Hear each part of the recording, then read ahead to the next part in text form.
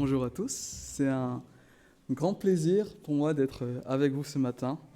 Je suis Aina de l'église de Trinité, l'église qui est dans le frère Paco et le pasteur. Et on m'a confié aujourd'hui la lourde tâche de venir vous apporter la parole du Seigneur. Et ce n'est pas une tâche qu'il faut prendre à la légère, évidemment, c'est la parole du Seigneur. Donc, j'ai entendu dire que Paco, et mes frères Paco et Louis, quand ils venaient vous voir, ils prêchaient sur quelques passages du livre de Matthieu. Donc, je me suis dit que je n'allais pas déroger à la tradition. Donc, aujourd'hui, nous allons voir ensemble Matthieu 8, des versets 18 à 22. Alors, je vous propose de lire ce passage avec moi. Je vais prier et par la suite, nous irons explorer la parole du Seigneur ensemble. C'est bon ? Alors, Matthieu 8, versets 18 à 22. Jésus, voyant une grande foule autour de lui, donna l'ordre de passer sur l'autre bord.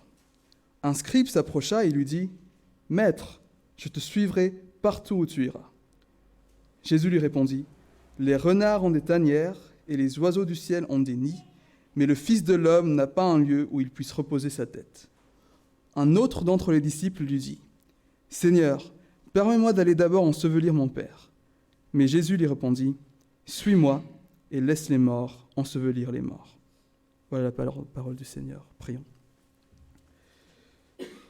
Dieu notre Père, quelle grâce aujourd'hui d'être réunis tous ensemble pour écouter ta parole. La seule raison pour laquelle nous sommes ici, c'est toi, Seigneur, c'est grâce à toi, c'est toi qui nous as rachetés, c'est toi qui es mort pour nous, pour le pardon de nos péchés, et que maintenant nous sommes admis dans ta présence sainte, seulement parce que Jésus est mort pour nous et qu'il est ressuscité. Merci pour Christ, merci pour ton amour, et merci pour ta parole que tu veux nous dire aujourd'hui. Donne-nous, Seigneur, d'être réceptifs à ta parole, que ton esprit ouvre nos cœurs, que nous puissions nous réjouir de ta parole, que nous puissions être encouragés par ta parole, que nous puissions aussi être convaincus de notre péché par ta parole. Et mène-nous, Seigneur, à la repentance et à la joie de ton salut. On te prie tout ça au nom de Jésus. Amen. Alors, il est coutume de commencer une prédication, une prêche, par une petite introduction, parfois une petite anecdote. Donc je cherchais, je cogitais un peu, je me disais, qu'est-ce que je pourrais bien raconter comme petite histoire pour faire une transition avec mon passage. Et puis en relisant le passage, je me suis rendu compte que le passage s'introduisait tout seul, parce qu'il commence par Jésus, virgule. Alors je ne pense pas qu'il y ait une autre manière d'introduire un passage biblique mieux que par Jésus. Donc là, je vais vous poser une question. La question typique d'école de dimanche, et je pense qu'on connaît tous la réponse, mais c'est toujours bien de se le rappeler. Qui est Jésus ? Alors Jésus, la Bible nous dit que c'est la seconde personne de la Trinité. C'est Dieu lui-même, Dieu fait chair sur cette terre. Il est venu pour sauver les pécheurs, il est venu pour sauver son peuple, dont nous faisons partie aujourd'hui, ou du moins, je l'espère pour chacun d'entre nous. Jésus est la raison pour laquelle nous sommes là aujourd'hui. Il est au centre de tout, il est au centre de l'univers, il est au centre de la Bible, il est au centre du livre de Matthieu, et il est au centre du passage que nous allons étudier ensemble aujourd'hui. Dans Matthieu 1, 21, il dit « Jésus est celui qui est venu pour sauver son peuple de ses péchés. Et quelle joie aujourd'hui d'être considéré comme son peuple par ce qu'il a fait, ce qu'il est venu sauver. » Alors c'est avec cette joie que nous devons aborder ce passage aujourd'hui, de regarder à notre Sauveur, de regarder notre Dieu, un Dieu glorieux qui s'est humilié pour nous. Alors, comme on ne peut pas prendre un passage sans réellement son contexte, on ne peut pas prendre un passage comme ça et l'exposer, je vais quand même vous donner un peu de contexte de ce passage que nous avons lu aujourd'hui. Alors, il vient du livre de Matthieu, et l'objectif du livre de Matthieu en soi est de prouver, démontrer, convaincre que ce Jésus de Nazareth qui a vécu il y a 2000 ans, eh bien c'est lui le Messie, c'est lui le Sauveur. Il est réellement Dieu, il est réellement homme. C'est ce que le livre de Matthieu veut démontrer. Et c'est ce que Dieu a inspiré à Matthieu pour son livre. Alors il fait ça du premier chapitre jusqu'à la fin. Et nous sommes au chapitre 8. Alors il s'est passé déjà beaucoup de choses avant le chapitre 8. dans le chapitre 1, la naissance de Jésus, les circonstances autour de sa naissance d'une vierge, nous montrent déjà qu'il accomplit les prophéties. Ésaïe 7, qui sera né d'une vierge. Ésaïe 11, il vient de la lignée de David, il vient de la lignée de Jessie.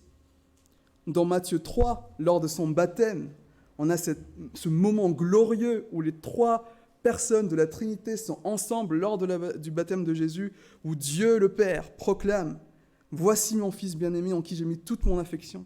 Si ça, ce n'est pas assez pour voir que Jésus est réellement Dieu, le Fils de Dieu, on ne peut pas faire mieux. Dieu lui-même qui le proclame.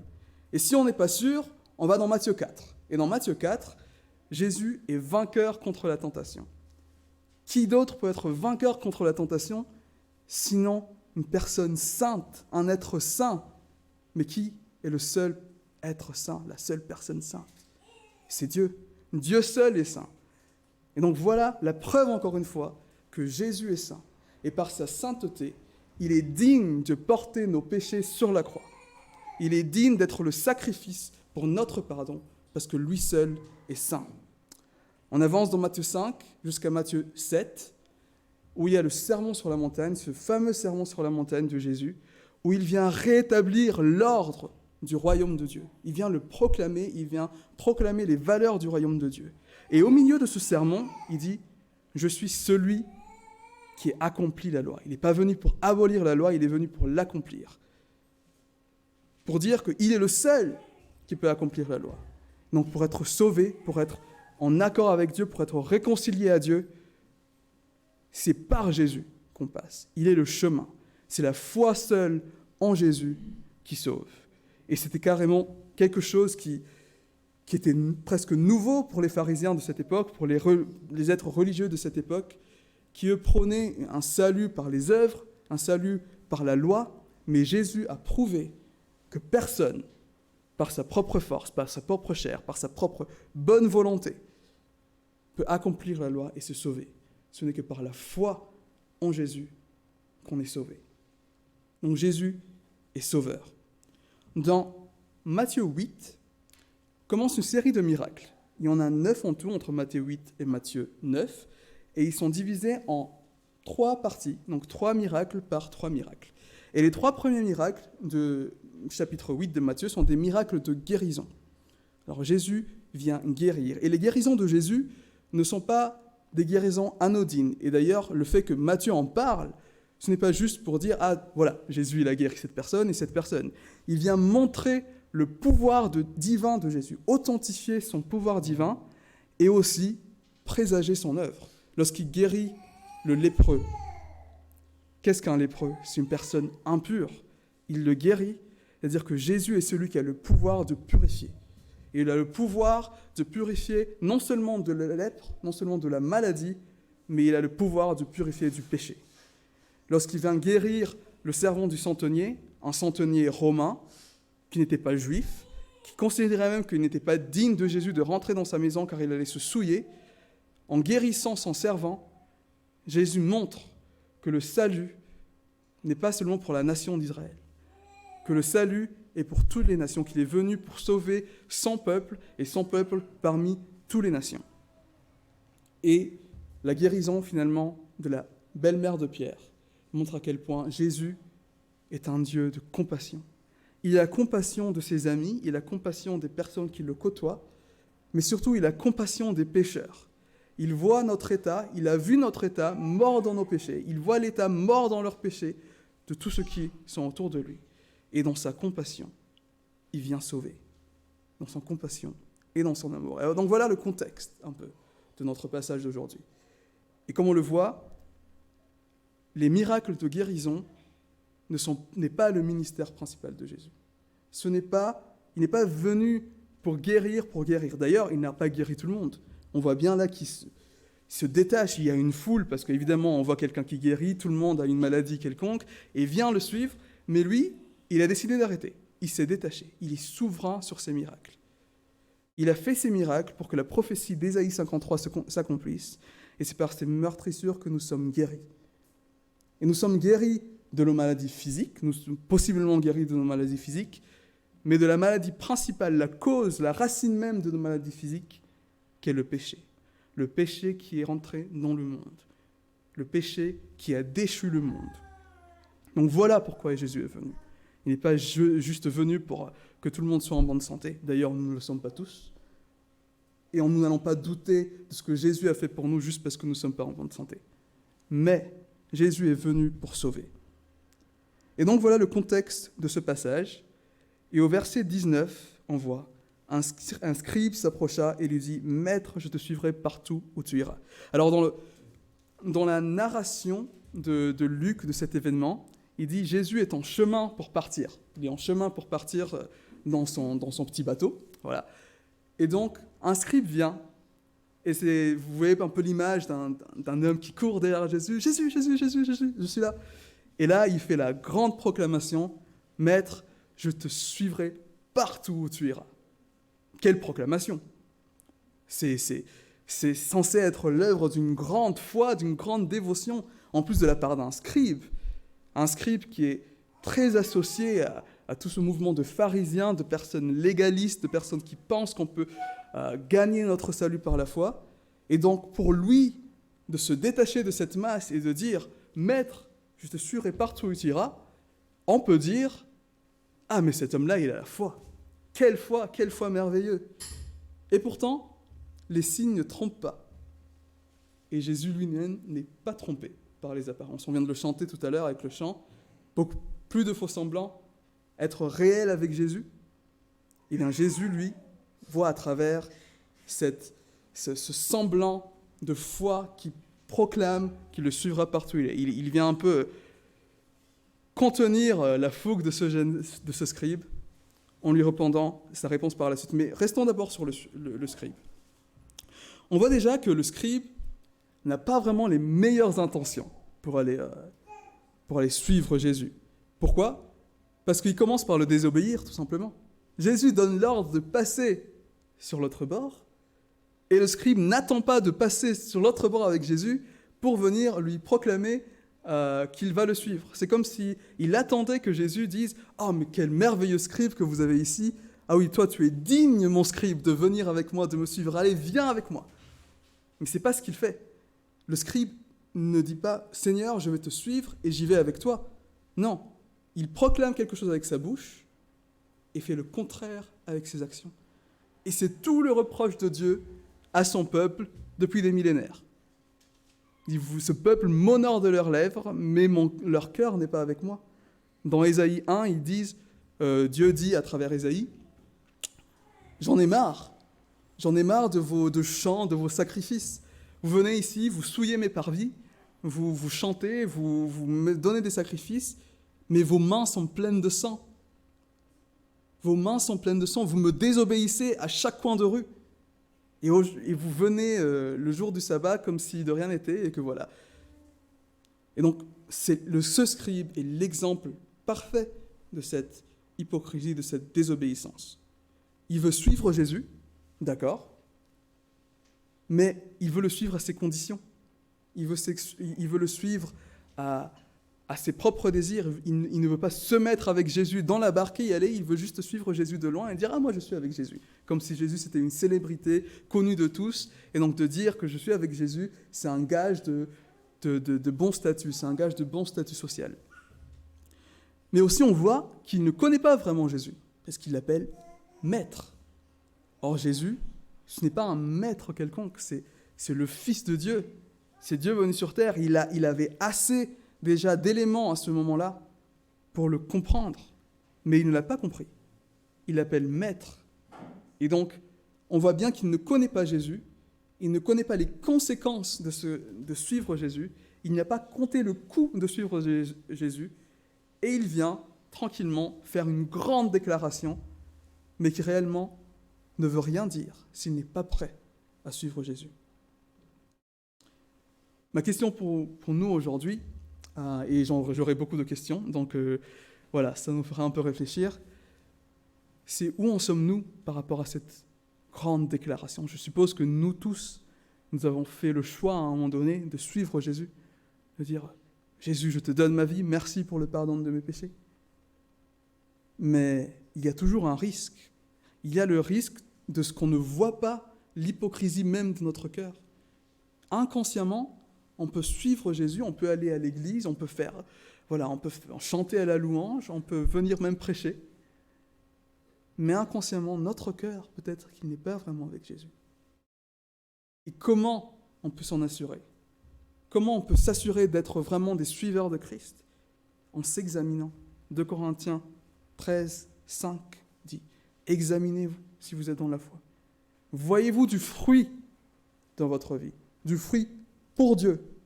Voyez-vous de la sanctification dans votre vie. Voyez-vous un changement dans votre vie. Voilà la mesure pour savoir si vous réellement vous suivez Jésus. Parce que chanter le dimanche, parce que venir à l'étude biblique, parce que faire le son, parce que même les grandes prières, longues prières, ne sont pas une marque d'une foi réelle. La marque de la foi réelle, c'est lorsque nous sommes tout seuls, dans notre maison, est-ce que nous sommes toujours inclinés à suivre Jésus? Est-ce que quand nous avons du temps à passer, est-ce que nous sommes toujours inclinés à aller suivre Jésus? Et bien sûr, nous sommes tous des pécheurs. Nous ne sommes pas encore parfaits, nous ne sommes pas encore dans ce corps glorifié. Nous avons le péché, nous avons la chair. Mais est-ce que notre péché nous fait du mal? Est-ce que notre péché nous mène à la repentance? Voilà la marque réelle que quelqu'un est réellement en train de suivre Jésus, en l'obéissant et en voulant l'obéir.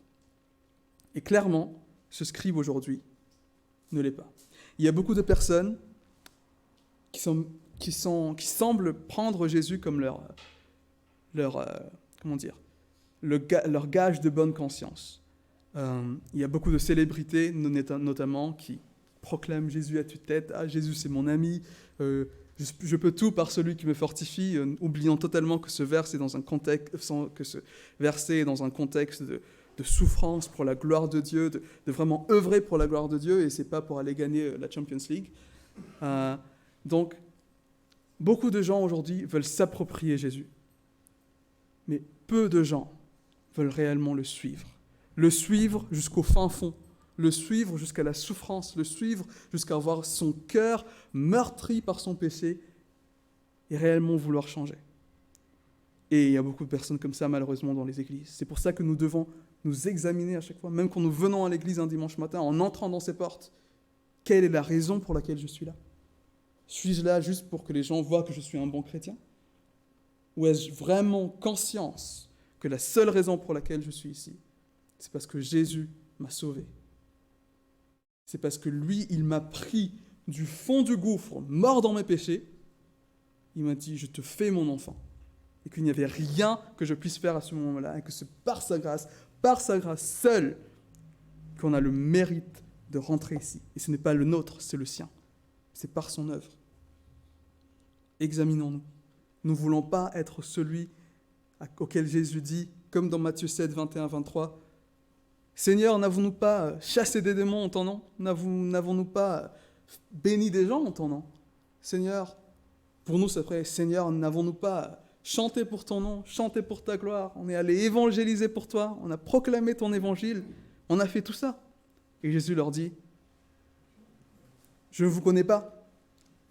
Vous qui pratiquez l'iniquité, éloignez-vous de moi. » C'est dur quand même, hein? Ce ne sont pas des mots faciles à entendre. Si quelqu'un réellement est tellement dans son hypocrisie qu'il pensait qu'il vivait pour Jésus, que réellement il ne le vivait pas pour lui, qu'il n'avait pas de relation avec lui. Et nous ne voulons pas être ceux qui entendent ça au jour où Jésus revient. Examinons-nous tous les jours, avant d'aller dormir. Examinons-nous. Aujourd'hui, est-ce que j'ai vécu réellement pour Jésus? Est-ce que j'ai vécu pour la gloire de Dieu? Voilà l'examen auquel nous sommes appelés à faire. Et nous ne sommes pas appelés à le faire tout seul, nous sommes appelés à le faire avec lui. Il vient, il nous promet de nous aider. Et si nous prions réellement, si nous prions sincèrement, de vouloir le suivre et de nous examiner si réellement on le suit ou non. Alors vient la réponse de Jésus, qui Jésus bien évidemment, a déjà identifié tout ce problème. Mais voici ce qu'il répond. Il ne lui dit pas ah non, tu n'es pas prêt. Ah non, moi je ne suis pas quelqu'un qu'on suit juste à la légère. Ce n'est pas la réponse qu'il lui donne. Il lui dit les renards ont des tanières et les oiseaux du ciel ont des nids, mais le Fils de l'homme n'a pas un lieu où il puisse reposer sa tête. Et on se dit qu'est-ce que ça a à voir? Mais Jésus sait ce qu'il y a dans le cœur de ce scribe. Jésus sait ce qu'il n'est pas prêt à abandonner. Il n'est pas prêt à abandonner pour le suivre. Alors j'aimerais qu'on passe un peu de temps sur ce verset. Le Fils de l'homme n'a pas un lieu où il puisse reposer sa tête. Déjà, le terme « Fils de l'homme », il est répété 83 fois dans les évangiles. Donc Jésus se décrit comme le Fils de l'homme 83 fois. C'est qu'on a besoin de savoir qu'il est le Fils de l'homme. Mais d'où vient ce terme? Parce que, alors je vous avoue que moi, enfant, en grandissant dans une église, on m'a dit le Fils de l'homme, j'ai toujours pensé, oh, le Fils de l'homme. Voilà, Jésus est le Fils de l'homme. Mais quand on voit la source de ce terme, il prend sa racine dans Daniel, chapitre 7, versets 13 à 14. Alors, on va le lire ensemble. Si vous voulez le chercher, Daniel, chapitre 7, versets 13 à 14. Et il dit « Je regarderai pendant mes visions nocturnes, et voici sur les nuées des cieux arriva quelqu'un semblable à un fils de l'homme. Il s'avança vers l'Ancien des jours, et on le fit approcher de lui. On lui donna la domination, la gloire et le règne, et tous les peuples, les nations et les hommes de toutes les langues le servirent. Sa domination est une domination éternelle, qui ne passera point, et son règne ne sera jamais détruit. » Prophétie sur la gloire de notre Seigneur. Mais le terme « fils de l'homme », c'est un terme d'humiliation. N'oublions pas que Jésus est Dieu. N'oublions pas que Jésus existe depuis l'éternité passée, uni avec Dieu, uni avec son Père, la seconde personne de la Trinité. Et imaginons un peu quelle humiliation c'est de se mettre au niveau de sa propre créature. Humiliation de venir dans un corps humain faible, un corps humain qui peut tomber, un corps humain qui n'a aucun confort par rapport à la gloire de Dieu, un corps humain qui ne lui permet pas d'exprimer entièrement sa gloire en tant que fils de Dieu. On dit qu'il n'y a rien en lui qui était attrayant, il n'y a rien en lui qu'on pouvait désirer. Il n'était même pas beau, Jésus. Et il s'est humilié en venant comme un corps humain. Je ne sais pas, on peut prendre un exemple. Est-ce que vous, aujourd'hui, juste pour être avec votre animal de compagnie, vous deviendrez un animal? Probablement non. Et encore, votre animal, ce n'est pas vous qui l'avez créé. Vous ne l'avez pas mis des petites potions magiques pour créer un animal. Alors imaginez Dieu qui devient comme sa propre créature. Quelle humiliation. Et encore, plus loin, il dit, il n'a même pas d'endroit où poser sa tête. Jésus, quand il était sur terre, il n'y avait pas une maison, il n'y avait pas un appartement, il n'y avait pas l'adresse où on peut envoyer du courrier à Jésus. Ça n'existait pas. Il dormait soit dans les jardins, dans la nature, il dormait dans des tentes surtout. Il dormait chez ses amis, chez Pierre, d'où la belle-mère de Pierre, qu'il a guéri la semaine dernière, non, dans le passage d'avant, où il va aussi dormir chez Lazare, chez Marie, chez Marthe, mais il n'avait pas sa maison. Alors comment peut-on imaginer que le Dieu de l'univers, créateur du ciel et de la terre, de la plus grande galaxie jusqu'à l'atome le plus infini, au moment où il décide de venir sur la terre pour voir sa création, il ne s'est même pas fait un petit appartement, un lit, une chambre de bonne où il pourrait aller dormir la nuit. Il ne se l'est même pas fait. Telle est l'humilité de notre Sauveur. Il s'est dépouillé de tout. Philippiens 2, verset 7. Et ça nous ramène à nous aujourd'hui.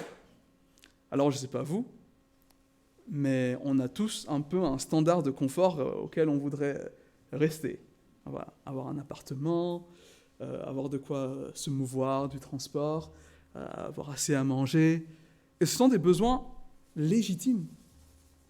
Mais souvent, les besoins légitimes deviennent un obstacle à notre vie, surtout notre vie avec Dieu.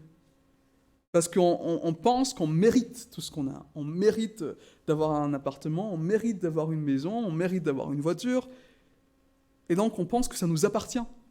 Et on oublie complètement que si Dieu veut nous enlever ça dans sa souveraineté aujourd'hui, il le fait. Et il a toutes les raisons de le faire parce que lui seul sait. Nous devons donc faire attention à suivre Christ avant le confort. Suivre Christ avant le confort, que ce soit le confort physique, le confort moral, le confort émotionnel, le confort du ventre avec les choses qu'on mange. Il faut mettre Christ avant tout. Et mettre Christ avant tout, c'est-à-dire quoi ? Être prêt à tout donner, si Christ nous le demande. N'oublions pas que les apôtres, n'oublions pas que Paul, quand ils ont décidé de suivre Jésus, c'était pas la belle vie, hein. C'était pas une grande maison, c'était pas... Paul a été battu tellement fort qu'il pouvait presque plus en voir. Alors que nous, aujourd'hui, on a un rhume et on se plaint et on ne va pas à l'église. Donc, mettez un peu les choses, je trouve, en perspective. Paul a été battu, flagellé, et il repart, les disciples ont été battus, flagellés, et ils repartent en chantant. Que nous, on a la voix un peu qui déraille, et on dit « Ouais, mais je ne suis pas trop tenté de chanter à l'église aujourd'hui, parce que ma voix, voilà, pas top. » Il faut qu'on remette nos priorités en place. Jésus, avant tout. Des personnes, des missionnaires ont tout quitté, leur belle vie, pour aller au fin fond de l'Afrique, au fin fond de l'Asie, parce que c'est l'appel que Jésus a eu sur leur vie.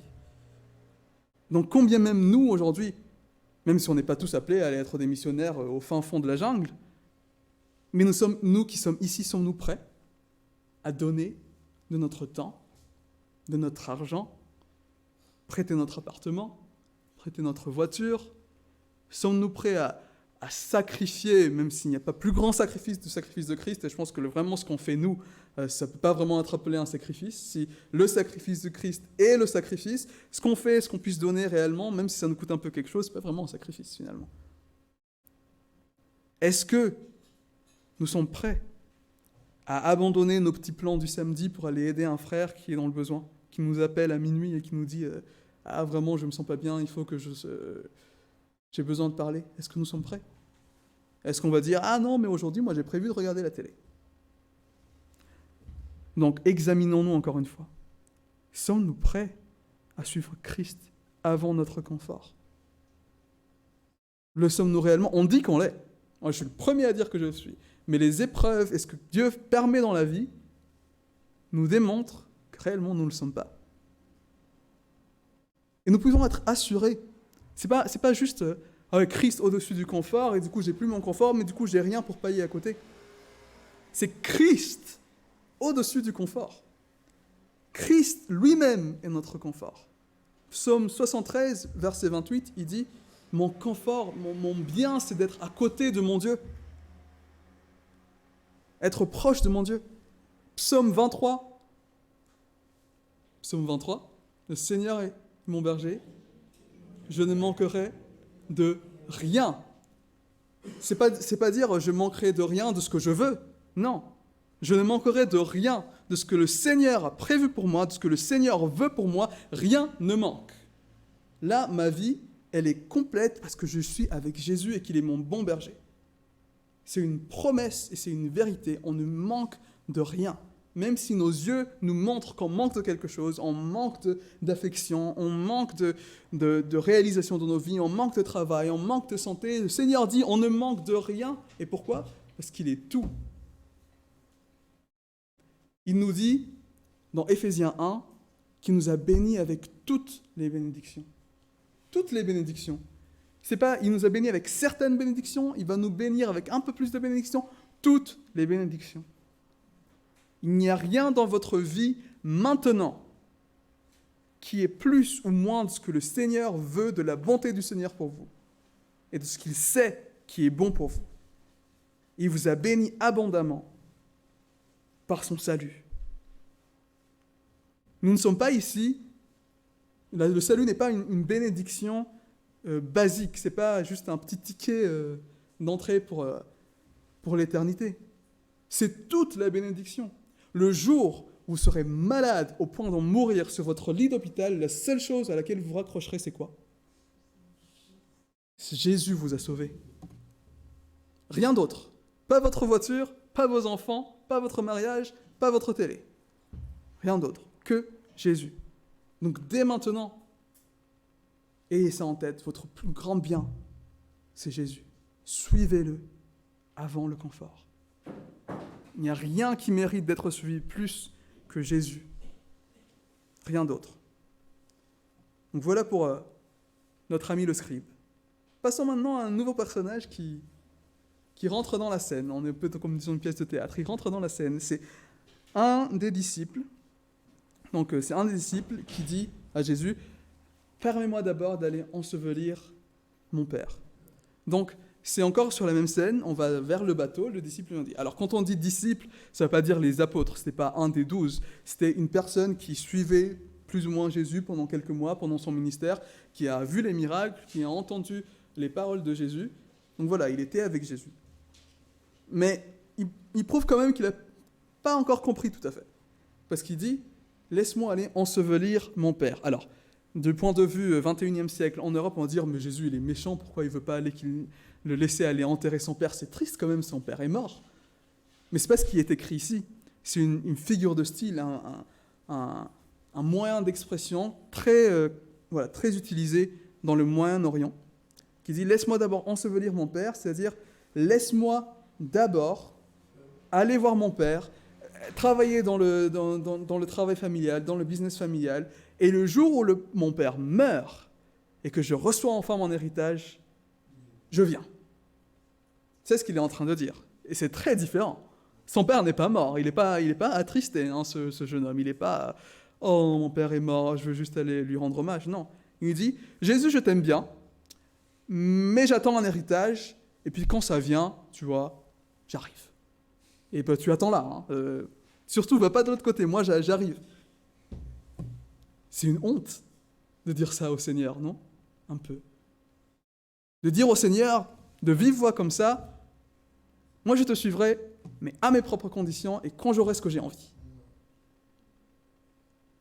C'est un peu choquant quand même de dire ça. Jésus, j'espère qu'on ne l'a pas dit de vive voix, aucun d'entre nous. Mais il y a des gens qui le disent. Hein. Il y a des gens qui le disent. Ils disent, moi, je vais aller faire tout mon possible pour gagner de l'argent et après, voilà, on verra Jésus. Il y a des gens qui me disent, moi j'ai envie de vivre ma jeunesse, voilà.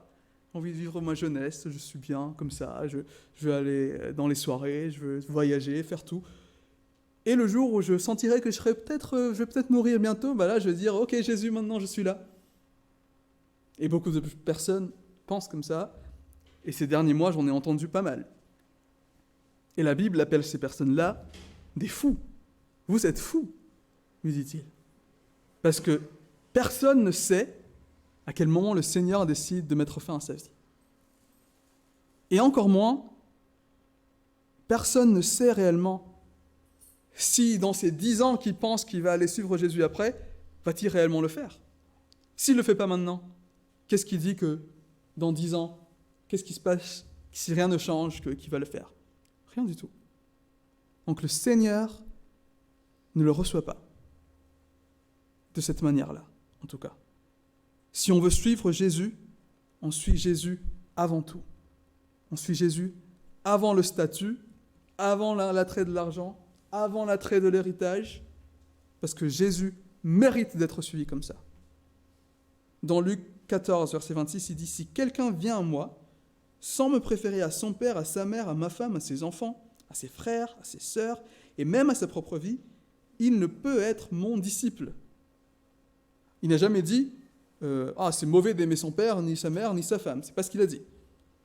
Mais si vous ne le préférez pas à Jésus, vous n'êtes pas digne d'être ses disciples. Écoutez les témoignages des personnes qui viennent des pays d'Afrique, à majorité musulmane, qui au moment où se convertissent, sont persécutés par leurs propres parents. Alors si à ce moment-là, eux, ils préfèrent leur père et leur mère à Jésus, ils restent et ils renient Jésus.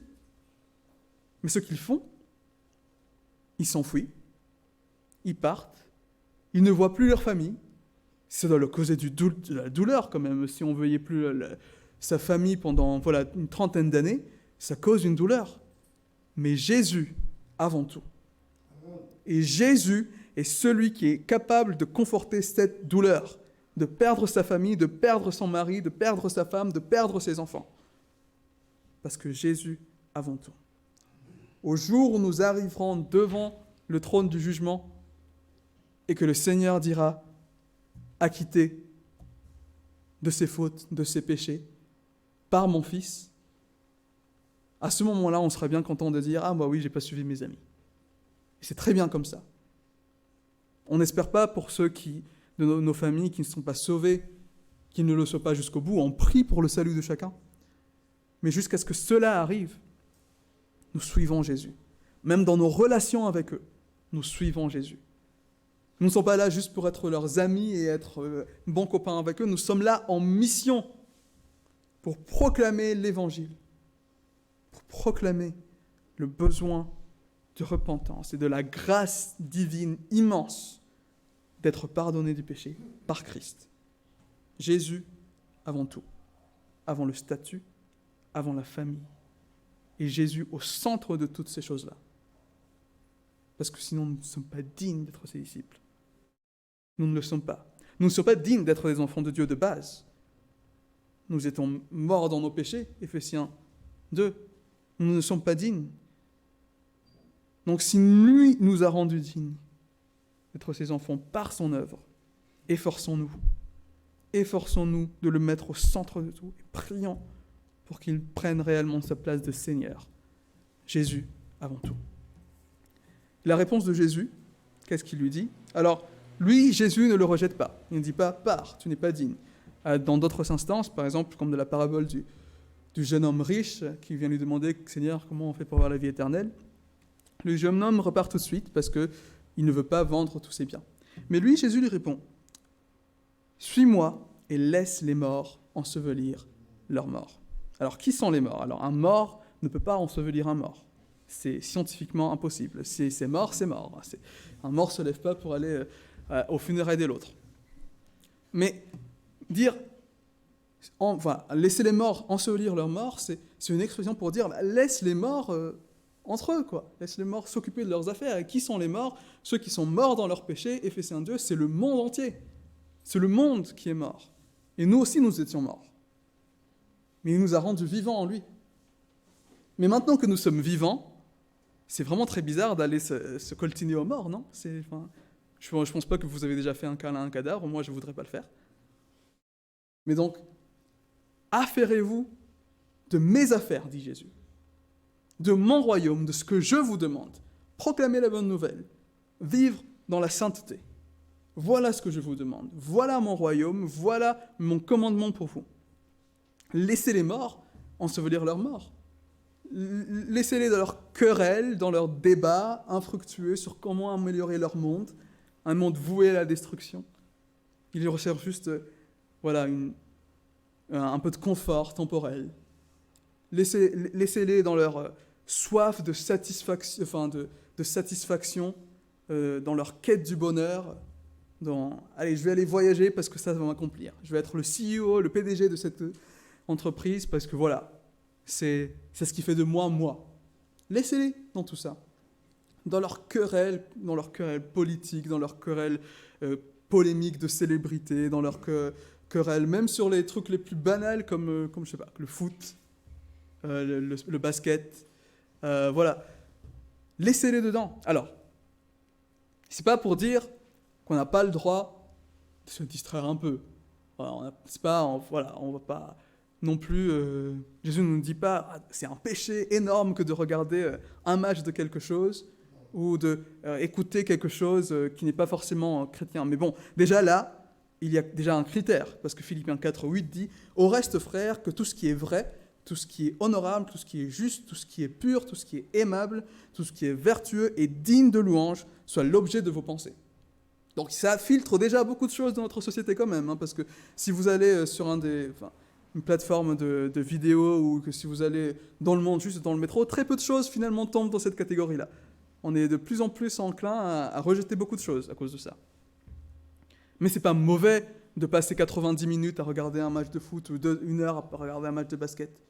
Mais qu'est-ce que vous faites après? Est-ce que ces choses-là sont encore les choses qui animent vos pensées? Est-ce que ce sont ces choses-là qui taraudent dans votre esprit? Est-ce que les querelles à cause de ces choses-là, est-ce que les débats politiques sont toutes ces choses-là qui animent votre vie? Est-ce que vous êtes devant un écran tous les jours, en regardant la télé et en regardant les nouvelles à la télé pour voir combien de cas de Covid il y a eu aujourd'hui? Si c'est le cas, vous ne vous affairez pas des affaires de votre maître. Vous vous affairez des choses du monde. Parce que oui, nous sommes dans le monde, mais nous sommes appelés à ne pas vivre comme le monde. Nous sommes appelés à sortir du monde et même à aller dans le monde pour proclamer la bonne nouvelle et pas l'inverse. C'est pas au monde de nous dicter comment on doit vivre ou de nous dicter comment on doit réfléchir. Et pourtant, c'est ce qu'il fait. Les réseaux sociaux, la télé, nous braquent sur tout ce que le monde veut qu'on voit, sur toutes les opinions que le monde veut qu'on ait. Et si on s'expose à ça, et si on s'affaire à ça, nous allons tomber dans ce piège. Qu'est-ce qu'il faut faire? S'affairer des affaires de son maître. Christ avant le monde. C'est ce qui Jésus nous rappelle aujourd'hui. Christ avant le monde. Nous devons le suivre, écouter sa parole. Remplissons nos têtes de ses paroles, remplissons nos têtes des hymnes de louange, remplissons nos têtes des choses bonnes pour Christ, qui nous donnent la motivation de nous lever chaque jour et de dire « Aujourd'hui, j'ai envie de témoigner de Christ. Aujourd'hui, j'ai envie de travailler pour la gloire de Dieu. » Juste pas pour avoir un salaire, mais vraiment pour que les gens voient qu'il y a quelque chose de différent parce que la gloire de Dieu œuvre en une personne. Être un témoin fidèle. Aujourd'hui, je vais lutter contre mon péché. Je ne vais pas prendre ce chemin parce que je sais que ce chemin va me faire tomber. Je ne vais pas prendre ce temps parce que je pense que ce temps va me faire tomber. Je ne veux pas aller voir cette personne parce que je pense que cette personne va me faire tomber. Voilà la vie de quelqu'un qui s'occupe des affaires de Christ avant tout. Se remplit la tête des choses de Christ. Romains 12, 1 à 2. Ne vous conformez pas au siècle présent, mais soyez transformés par le renouvellement de l'intelligence afin que vous discerniez la volonté de Dieu qui est bon, agréable et parfait. Notre première préoccupation dans la vie doit être de faire la volonté de Dieu. Une situation, un problème, une décision à prendre, qu'est-ce que Dieu dit? Voilà la réaction. Et nous pouvons être sûrs, parce que la parole, c'est pas juste la parole, comme ça, voilà, des choses qui ont été écrites il y a sur 5000 ans. Non. 2 Timothée dit que dans la parole, il y a tout. Elle est suffisante pour chaque aspect de notre vie. Elle est suffisante pour tout, pour toutes les luttes, pour toutes les joies, pour toutes les peines, pour toutes les décisions. Il y a forcément quelque chose dans la parole du Seigneur qui va vous guider dans votre décision, dans votre vie. Mais encore faut-il avoir la volonté d'y aller. Mais encore faut-il avoir la volonté d'ouvrir la parole et de l'étudier sérieusement. Christ avant le monde est notre plus grande arme pour lutter contre le monde, lutter contre notre chair, lutter pour ce désir en nous de dévier, c'est la parole. Restant ancré sur la parole. Donc, en conclusion, je vais vous lire une citation de Charles Spurgeon qui disait « Soit Christ est ta priorité, soit Christ n'est rien pour toi. » Et c'est dur à entendre, hein, quand on est convaincu de son péché. Oh, c'est dur à entendre. Comment ça, Christ n'est rien pour moi? Il y a au moins un petit quelque chose. Il y a au moins il est mon Dieu, voilà, il est tout. Mais dans les faits, dans les actes, l'est-il vraiment? Il faut que Christ soit tout pour nous. Et le suivons-nous réellement? Faisons-nous partie de ces gens qui disent « Ok, moi, j'attends 50 ans, 55 ans, bon, ok, là-bas, on va suivre Christ. » Ou alors, même, on peut être là, et on se dit « Moi, je vais à l'étude biblique toutes les semaines, et bon, je pense que c'est déjà beaucoup. Hein, je pense que la majorité vont juste une fois à l'église par la semaine. » Faisons-nous partie de ces gens-là? Ou alors, faisons-nous réellement partie de ceux qui suivent Christ avant tout? Alors laissons le Seigneur sonder nos cœurs. Psaume 139. Voilà. Laissons-le sonder notre cœur. Prions sincèrement qu'il sonde notre cœur pour nous montrer là les endroits où on n'a pas encore laissé prendre sa place de Seigneur. Qu'il nous montre, parce que je sais et je suis certain qu'il y en a. Tant que nous sommes encore sur cette terre, dans notre chair, je ne sais plus quel théologien disait, le cœur est une usine à idoles. C'est une usine à idoles. Donc forcément, si vous priez le Seigneur aujourd'hui de vous montrer quelque chose que vous aimez plus que lui, il va vous le montrer dans sa fidélité.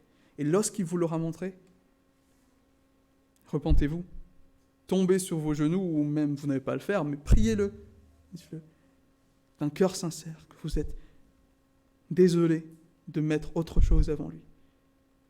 Et dépendez de lui. Vous n'avez pas la force en vous de suivre Christ comme il le demande. Ce n'est que par lui, par son esprit, que vous pouvez le faire. Alors dépendez de lui. De lui, Seigneur, je vois que je ne peux pas te suivre. Aide-moi. Et lui, il le fera. Et lorsque nous tombons dans les péchés, lorsque nous faillons à notre mission de suivre Christ, courant encore et encore dans les bras du Père qui nous a acceptés au prix le plus fort. Ce n'est pas une grâce bon marché. C'est un prix très fort qu'il a payé. Je ne sais pas si vous vous rendez compte que à la croix, c'est le seul moment où Dieu, trois en un, était divisé contre lui-même. Parce que la colère du Père se déverse sur le Fils, il n'y a plus cette communion qu'il y a depuis l'éternité passée, qui y aura jusqu'à l'éternité future, parce que lui, il a décidé qu'il montrera sa gloire en sauvant des pécheurs, et que nous sommes des bénéficiaires de tout cela. Alors réfléchissez-y, donnez-lui tout, donnez-lui absolument tout, qu'il soit Seigneur sur tout, qu'il soit Seigneur sur votre vie, sur votre mariage, sur vos enfants, sur votre travail, sur vos maladies, sur tout ce qui peut être vu et pas vu sur cette terre. Que Jésus soit le Seigneur de toutes ces choses-là. Et à lui soit la gloire. Et comme dans 1 Corinthiens 10, 31, je pense, si je ne me trompe pas, il dit, quoi que vous fassiez, que vous buviez, que vous mangez, que vous faites la petite chose la plus insignifiante à vos yeux, faites-le pour la gloire de Dieu. Parce qu'à lui soit la gloire, pour les siècles et des siècles. Alors je vous invite à prier pour remettre ça à notre Seigneur. Seigneur notre Père, en ce moment même, je pense que nous sommes tous convaincus de notre péché, convaincus de savoir qu'il y a beaucoup de choses dans nos vies qui ne sont pas soumises à toi, convaincus de savoir que réellement on ne sait pas si on te suit vraiment, si on t'a tout donné. On le dit, mais est-ce que dans la pratique, est-ce que c'est la réalité? Aujourd'hui, Seigneur, sonde nos cœurs. Montre-nous et aide-nous à revenir vers toi, à nous repentir. Nous savons que la repentance est joyeuse parce que tu nous acceptes et tu nous pardonnes en Christ. Alors donne-nous la joie de ce salut et donne-nous le besoin, le désir de te suivre avant toute autre chose, de témoigner de toi, de rechercher la sainteté et d'être des servants fidèles, des serviteurs fidèles pour ton royaume. Aujourd'hui, réjouis-nous, Seigneur. Conforte-nous, Seigneur. Sois notre plus grand bien, dans la peine et dans le bonheur. Parce que tu es celui qui nous a tout donné, celui qui tu nous as bénis abondamment par le salut. Que toute la gloire te soit donnée. Tout ça au nom du Christ. Amen.